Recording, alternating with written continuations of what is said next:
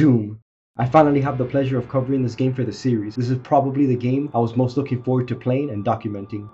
Thankfully it's right at the beginning. Doom has reached legendary status over the years, not only for the FPS genre, but for the gaming industry as a whole. It's known as the father of the FPS genre, and it marked a turning point in the perception of video games in popular culture, spawning countless imitators dubbed Doom clones, and helping to spark the rise of both online multiplayer games and community-generated content. In the 2014 book Dungeons and Dreamers, authors Brad King and John Borland claimed that Doom was one of the first widespread instances of an online collective virtual reality, and did more than any other game to create a modern world of network games and gamers. It has ranked among the best games of all time by many journalists, developers, and fans. In 2007, Doom was listed among the 10 game canon video games selected for preservation by the Library of Congress. And in 2015, the Strong National Museum of Play inducted Doom into its World Video Game Hall of Fame as part of its initial set of games. But for as much praise as Doom has received, it also came with a lot of controversies, being criticized by a broad range of groups for the high levels of graphic content and satanic imagery. It included religious groups, worried parents, and of course Nintendo, and individuals like Joe Lieberman, Herb Cole, and someone named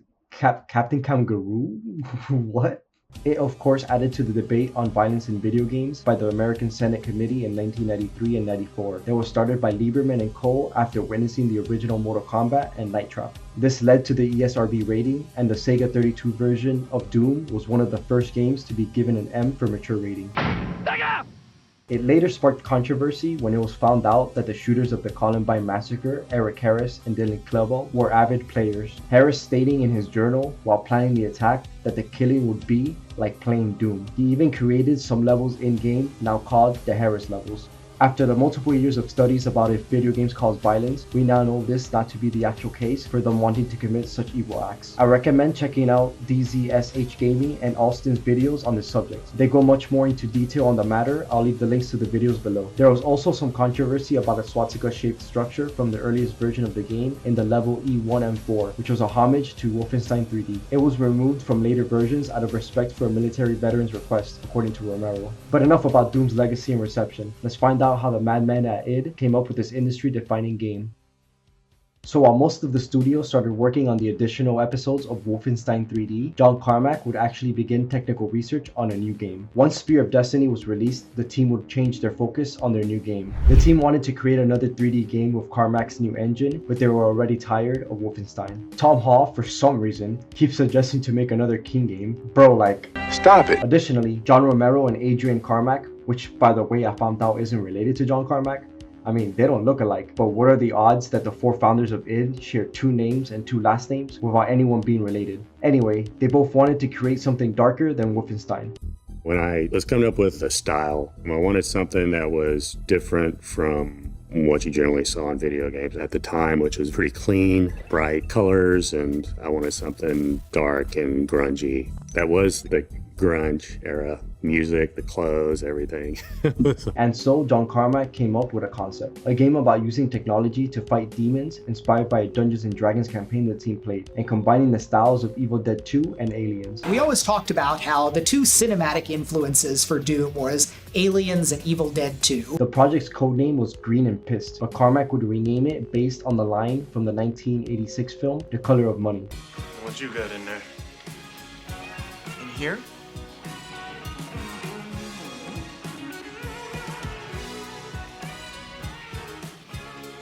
Doom.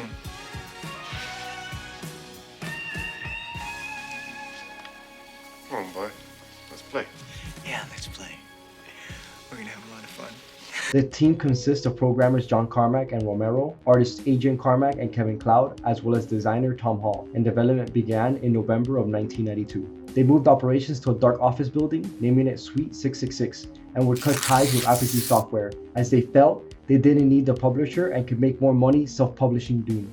Hall would deliver a design document he called the Doom Bible that detailed the project's plot and design goals. His vision was a science fiction horror concept which saw scientists on the moon open a portal to an alien invasion. After a few levels, the players would discover the aliens were demons and hell would progressively infect the levels. John Carmack disliked the idea. He thought the game shouldn't even have a story, quoted to say that story in a game is like story in a movie. Is expected to be there, but it's not that important. He wanted to focus on technological innovations, dropping the levels and episodes of Wolfenstein in favor of a fast, continuous world. Hall did not like the idea, but the rest of the team agreed with Carmack, so Hall would spend the next few weeks revising the Doom Bible to work with what Carmack proposed. The team would then realize that the seamless worlds Carmack wanted would be impossible due to hardware limitations at the time, so Hall had to rework the design document once again. At the start of 1993, id Software would put out a press release. We basically put out a press release before we even started programming the game, and the press release basically said Doom was going to be the best game on the planet Earth.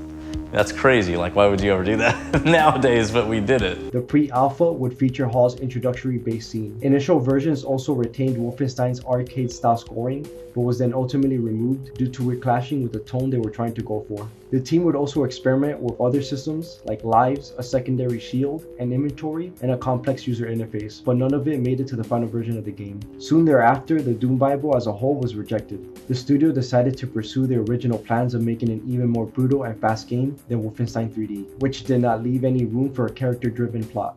Additionally, they believed it emphasized realism over entertaining gameplay, so they had no need for a design document. In early 1993, Hall created levels that became part of a demo titled Inferno. Romero and Carmack rejected the military architecture used by Hall for the levels. Romero specifically pointed out that the boxy and flat design failed to innovate on Wolfenstein and didn't show off the engine's capabilities. Since they were going for a horror aspect, lighting ended up being an important component of the game and helped differentiate it from Wolfenstein's completely lit levels. What's going to really stand out? To me, it felt like it was going to be contrast. Contrast in light, contrast in space, and contrast in gameplay. He began to create his own, more abstract levels that the rest of the team saw as a great improvement. And so I told Tom, I'm going to try and figure out if I can come up with the look. Like, what is it that we're doing? I started to make a room that had scale that was like, forget that ceiling that we were using for Wolfenstein. So I made a room that was really high, side areas that were really high up, that had light in them and really bright. So the room's dark. These really high, bright areas have monsters up there throwing fireballs down at you, so we're not on the same plane being attacked. But I needed the player to see it because it would look really cool to see something that high up. I had the light going and the monsters and the scale, angled walls, all these things that this room could not exist in Wolfenstein. After constant rejection of his ideas, constant fighting with John Carmack, and seeing how little impact he was having as lead designer, Tom Hall would start to spend less time at work. The other members of the studio would also begin to see that Hall was not in sync with the vision of the project and started to become a problem. And so the other founders of id would fire him in August of 1993, and Tom Hall would go work for the previous publisher, Apogee. Hall would then be replaced by Sandy Peterson, who was hired by id 1 month later in September. 10 weeks before the game was released, the team would also hire a third programmer, Dave Taylor. Romero and Peterson finished designing Hall's Episode 1 levels and would then be fully credited for all the levels for Episode 2 and Episode 3. Romero would make more aesthetically interesting levels, while Peterson focused highly on experimental level design, which made them really innovative at the time. The first full level Peterson will work on is E2M6, titled Halls of the Damned. What an ironic name. Even though the level seems kind of boxy in nature, it does feature a spooky atmosphere, and it was the first level to get out of me when I reached the unlit sections, keeping me tense while exploring. Lighting was a super critical aspect of the technical evolution of our products, from the Wolfenstein, where everything was all kind of fully lit. For Doom, what was really critical is we could change the lighting dynamically. So all of the things that people still resonate with, like the flickering lights going on, those were very, very powerful. It also features a fake exit that caught me off guard. Oh, fuck. I can't believe you've done this. Leading me to never trust another exit after that one, even though it was the only one in the game. It was one of a kind. A month before the release of the game, John Carmack began to add the multiplayer aspect. It was inspired by fighting games like Street Fighter II and Fatal Fury. After it was coded, the team would begin to play 4-player games, which Romero would term Deathmatch, and Kevin named the act of killing other players fragging. So, I named this mode Deathmatch, and every time you kill each other, you get a point. What do you think would be a good name for that? Because I don't want to use kills because that's lame. Kevin thought for a second, and he's just like, why not use frag? Fragging is also a popular term used in esports, which I'm guessing was taken from Doom. Leading up to the release of the game, it would miss the initial release date, causing them to receive calls from people that were angry that they missed a planned release date, as well as people that were interested in the game. When it came time to figure out the retail release of the game, I'll actually just let John Romero explain it. So for us, it was like, well, how do we get in the store? How do we get Doom in the store with a shareware game we're giving away for free? What do we do? So the idea was that the title screen of Doom says suggested retail price $9 on it. And then we told the companies that were already in the stores, if you put Doom in the store, in a box on the shelf, you just keep all the money. We don't want any of it. Just put it in a box and sell it. Nutty, except that that's what really, really worked. It was everywhere. In fact, if you went into a CompUSA back then in 1994, you would see 10 different boxes of Doom and think they're all different games, but they're all the same shareware game. And there's Doom, more Doom. Like, they're trying to make the best box they could to get people to buy it, because these are the same things, right? At midnight on December 10th, 1993, after working 30 hours straight testing the game, the team uploaded the first episode to the internet. The very end of Doom, we had worked 30 hours straight. We were at the end. Sandy was asleep under his desk. It was about 2 in the afternoon. Jay is in his office in the biz room. He's on the University of Wisconsin's FTP server. People are sitting there waiting in that directory, and they're creating files that are like questions. When is Doom gonna be here? I want Doom. Jay went to basically upload the game, and then more people flooded in because they saw like it was happening. The server just basically blew up and stopped working, and so the upload stops. And Jay gets on the phone, he calls him up, and the guy's name is David Data, which is funny. Calls up David there, and he's just like, server went down, like there's too many people on it. And David's like, okay, let me see if I can fix it. I'm gonna clear everybody out. So he clears people out, and we start uploading, and then everyone rushes back in, and then it blows up again. And so we're just like, oh my god. So I did mention how Carmack didn't really want a story in Doom, but it did kind of end up getting one in the manual of the game. In the future, an unnamed Marine, or as we call him, Doom Guy, is stationed on Mars. The Union Aerospace Corporation, which operates radioactive waste facilities, allows the military to conduct teleportation experiments that of course go horribly wrong.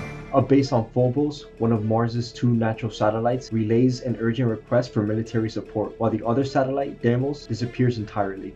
Doom Guy joins the combat force tasked with securing Phobos. He is ordered to wait at the perimeter while the main assault team go in. They are all wiped out, and with no way off the moon and a pistol in hand, he enters the base intent on revenge. This sets up the very beginning of the game. Doom is divided into 3 episodes with about 9 levels each. The first episode, Knee Deep in the Dead, has Doom Guy fighting demons and possessed military soldiers while navigating his way through waste facilities in Phobos. The episode ends with a battle against 2 Barons of Hell that guard a teleporter to Deimos. In episode 2, The Shores of Hell, Doom Guy navigates his way through corrupted research facilities while taking down even more demons, all culminating in the defeat of a giant cyber demon. From an overlook, he discovers that the moon is floating over Hell itself and decides to rappel down to the surface.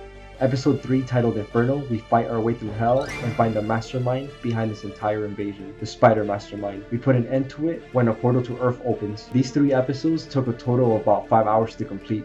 2 years after the initial release of the game, a 4th episode titled Thy Flesh Consumed was released with a version of Doom called Ultimate Doom. When Doomguy steps into the portal to Earth, he begins episode 4, which follows his initial assault on Earth and sets the stage for the eventual sequel. So when it comes to Doom's level design, it is a step above anything in Wolfenstein 3D. As stated before, Romero and Peterson both worked on it, and their styles definitely stand out. Romero is credited for most of the levels on episode 1, only sharing credit with Hall on E1M4, while Peterson and Hall receive credit for E1M8. Most of episode 2 is credited to Peterson and Hall, with E2M6 standing out as Peterson's first full level alone. Finally, episode 3 being mostly Peterson's creations, while Hall did some of the work for 2 levels before he left. Episode 4 would be done by multiple different designers. Most of the areas consist of facilities, research centers, and hell. Some of my favorites are E1M2, a nuclear facility with a great layout that is easy to navigate and complex enough to hide multiple secret areas like the memorable maze. E1M3 Toxin Refinery holds the first secret level of the game. E2M5, the command center, is probably one of the biggest maps in the game. It features a ton of secrets, including this episode's secret level. But I mainly like the map for its challenging encounters and the variety of ways you can tackle those encounters. E3M2 is shaped like a hand, and E3M6 Mount Erebus is the only sandbox map in the entire game. It's fun to run around discovering all the secrets held in the level, and guess what? This level also holds the secret level for episode 3. All the maps with the secret levels are the best for some reason. Another thing I really appreciated was the environmental storytelling. Like in E3M4, called House of Pain, it shows some grotesque and horrifying imagery of people being tortured, or when you realize the Tower of Babel is being constructed as you make your way through episode 2, and when you reach it at the end of the episode, you wonder what you will face, because at the end of episode 1, you fight 2 Barons of Hell, but when you step into Babel, you see 4 of them hanging dead on the doors like, what the fuck did that? And hung them up as Christmas wreaths. All these levels and environmental storytelling is held together with the game's amazing art direction and graphics. You can immediately tell just by looking at the game that its graphics are much better than Wolfenstein's. The areas are rendered in 3D while the enemies and objects remain in 2D. This technique is usually called billboarding or just referred to as 2.5D. The general aesthetics of the game really add to the atmosphere of exploring governmental and company-owned locations devoid of human life, as well as the dread of facing demons and the chaotic nature of combat encounters. Speaking of, as soon as you boot up the game and hop into a level, you automatically feel the movement is more smooth than Wolfenstein's. The gameplay is basically the same as Wolfenstein's. You go around fighting enemies, picking up health, ammo, and weapons, but new items have been added now, like the armor and mega armor, the partial invisibility orb, which is self-explanatory, the supercharge, which lets you pass the 100 health limit, 200 being the max, a backpack that lets you carry double ammo, light amplification visor that illuminates dark areas, the radiation shield suit that protects from damaging floors like poison and lava, the Berserk power-up, an invulnerability orb, and finally the computer area map.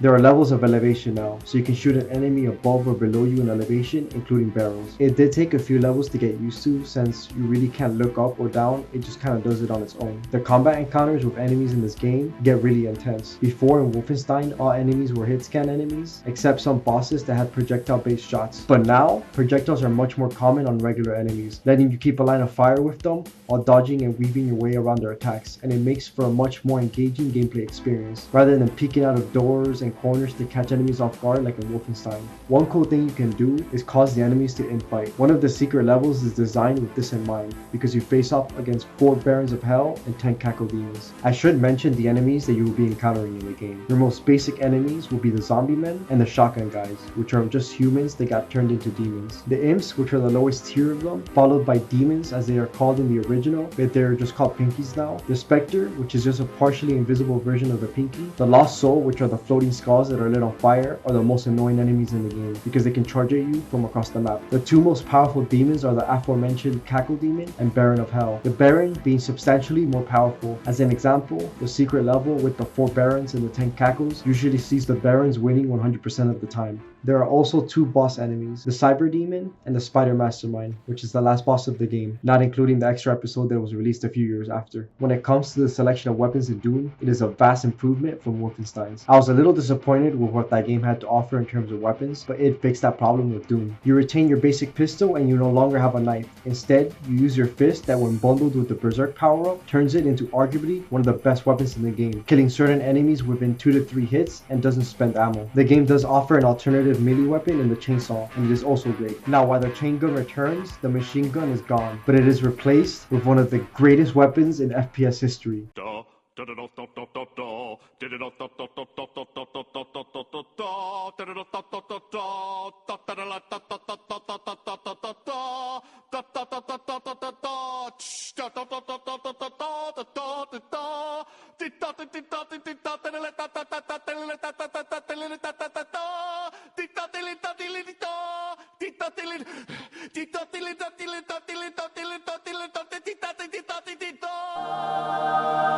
The motherfucking shotgun. This would be a good time to mention the sound design for the weapons. Just hear them as I destroy demons.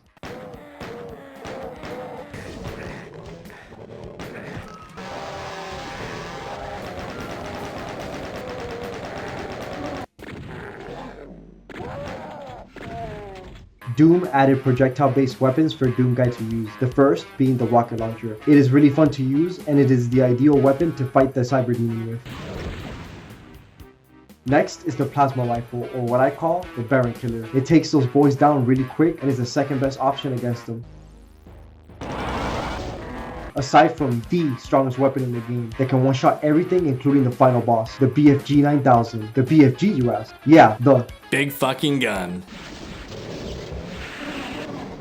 Of course, exploring all these demon-infested areas and killing the bastards wouldn't be as satisfying without the fantastic sound design and soundtrack created by the legend Bobby Prince. This soundtrack doesn't just slap, it punches you right in the face. There are so many bangers in this OST, it's kind of insane. Here are some of my favorites.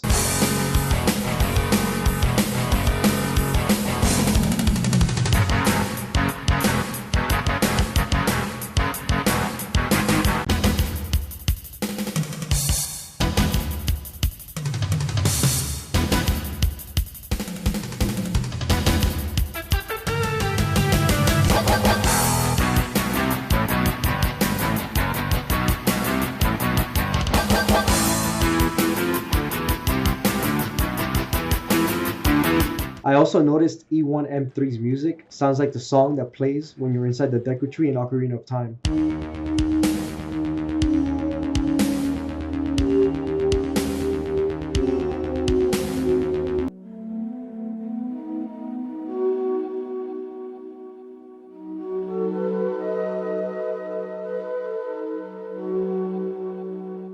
And of course, the most iconic track on the OST being the first level song at Doom's Gate.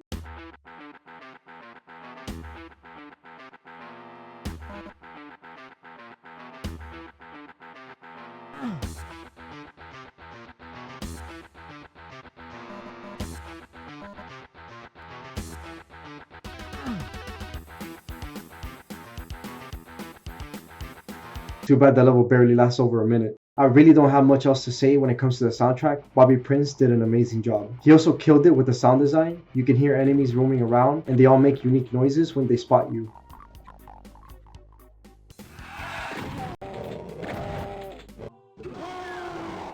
Every weapon sounds satisfying, adding to the gameplay and making it feel like they really pack a punch.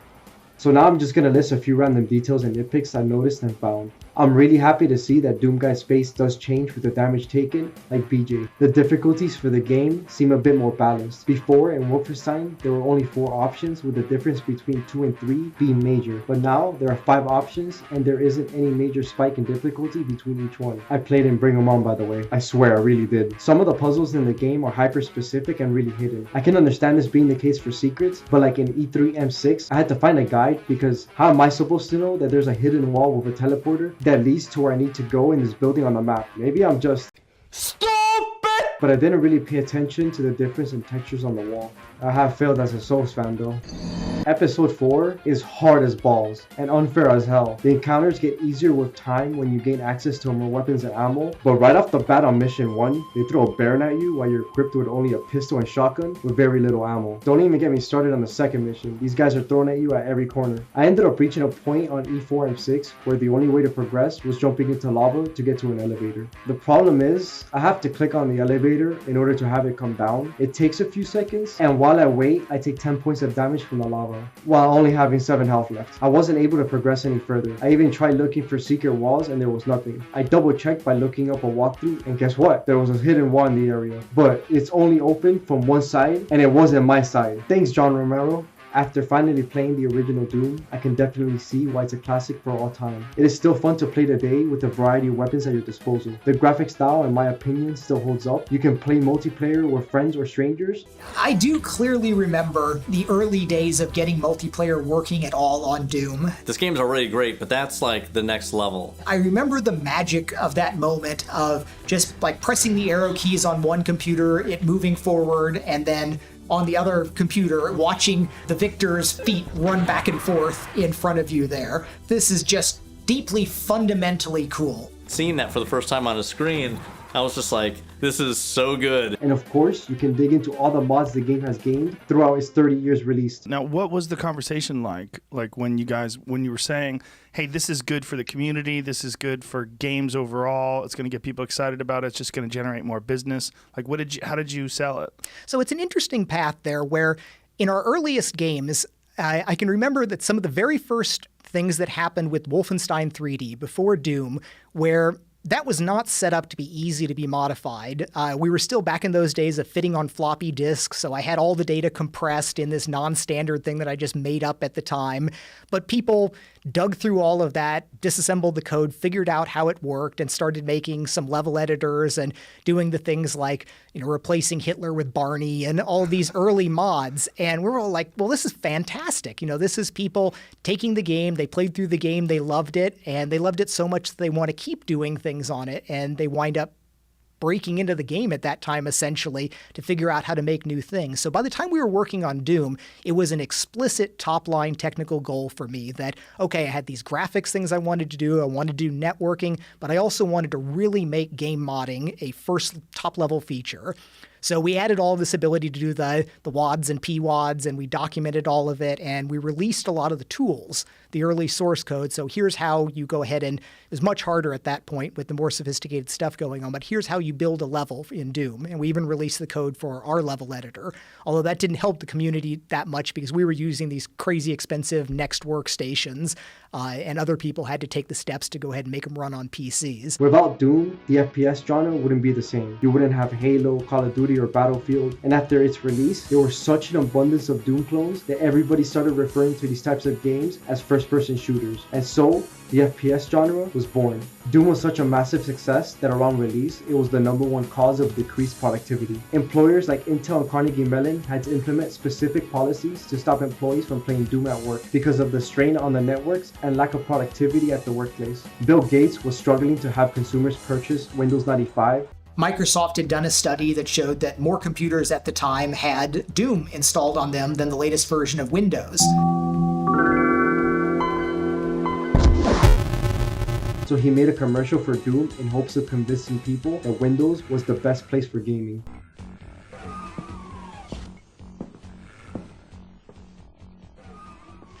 These games are getting really realistic. Next year I might even play in the big Doom tournament. First, Windows 95 is the game platform. Whether it's the best performance, the best setup, the best integration, with the toolkits we're putting together, we're going to make sure people are very focused on Windows 95. He used an in-house team of programmers to port it over, and he specifically put a talented one in charge of the project, Gabe Newell. While working on this project, he realized that gaming would be the future of entertainment, and seeing what Microsoft was missing from their gaming division, would then start to think about creating his own company in video games. And some of you might already know what that led to. Doom ended up selling 3.5 million physical copies and 1.15 million shareware copies from 1993 to 1999. This was before the internet was widely used. There were no influencers to talk about the game. It didn't have a marketing team either. It was through word of mouth that it became the icon it is in the gaming industry. The community has kept Doom alive this whole time. There are yearly awards given out to people for the best levels and the best content released by doomworld.com, which has been around for 20 some years. Doom started speedrunning, and it created high-speed multiplayer co-op and deathmatch and free distribution with shareware. modding an open game that everybody can modify, and you can actually make levels and sell them and make money off of them. And it was just at its core a really fun, solid game. Id would be an inspiration to many developers. They showed that you can be successful in this industry without working for companies like Nintendo. They would sell their engine for others to use, so it was easier than ever to create a game when you had such a good template to begin with. A bunch of developers would take advantage of this to make their own games. I give Doom my full recommendation. There is no excuse not to play Doom. It's playable on a pregnancy test, PowerPoint, calculator, Polycom, Leapfrog, some potatoes. Anything that has a processor runs Doom. If it's got a 32-bit processor and it can conceivably display an image, people have ported Doom to it, and that code will live forever. 100 years from now, people will be able to dig up and run the Doom source code in some emulator. Or consoles and PCs, so go give it a try. I wanted to thank you guys so much for the support on my previous videos. It means a lot that people would watch my videos and comment. I also wanted to mention that the next video, there will be System Shock. Might take a little longer for me to do because of the holidays, and I want to spend time with friends and family. So it would probably be out by the end of the year or beginning of next year. Other than that, hope you guys have a great holiday season, and I'll see you guys in the next one.